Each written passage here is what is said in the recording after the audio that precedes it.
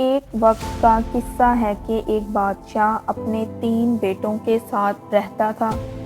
بادشاہ اور اس کی بیوی اپنے بیٹوں کے ساتھ ہنسی خوشی زندگی گزار رہے تھے۔ اب دونوں کو اپنے بیٹوں کی بڑی فکر رہتی کہ تینوں بڑے ہو گئے ہیں، ہمیں ان کی شادی کر دینی چاہیے۔ بادشاہ کا چھوٹا بیٹا بہت فرمانبردار اور سمجھدار تھا۔ بادشاہ جب اپنے چھوٹے بیٹے کو دیکھتا تو بہت خوش ہوتا۔ بادشاہ اور اس کی بیوی نے اپنے بیٹوں کے لیے شہزادیاں پسند کیں۔ بادشاہ کا چھوٹا بیٹا خوش نہ تھا۔ اس نے بادشاہ اور اپنی ماں کو بتایا کہ اسے ایک لڑکی پسند ہے اور وہ اس سے ہی شادی کرے گا۔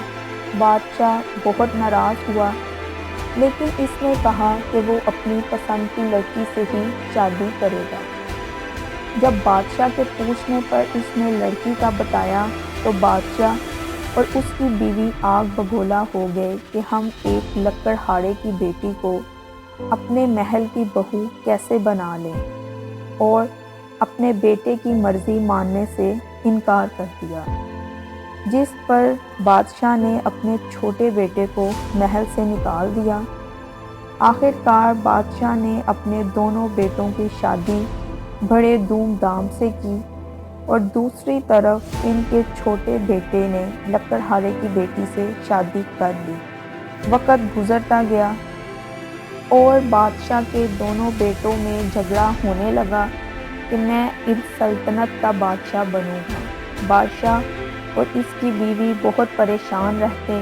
ایک دن بادشاہ شکار پر نکل گیا اور کیا دیکھتا ہے کہ اس کا چھوٹا بیٹا جنگل میں لکڑیاں کاٹ رہا ہے۔ اس کو اپنے بیٹے کے فیصلے پر بہت غصہ آیا اور وہ محل میں واپس آ گیا۔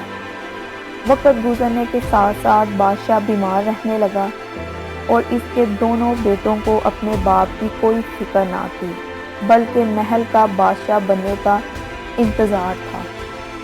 ایک دن بادشاہ کی طبیعت زیادہ بگڑ گئی، جس پر اس کے چھوٹے بیٹے کو بلایا گیا۔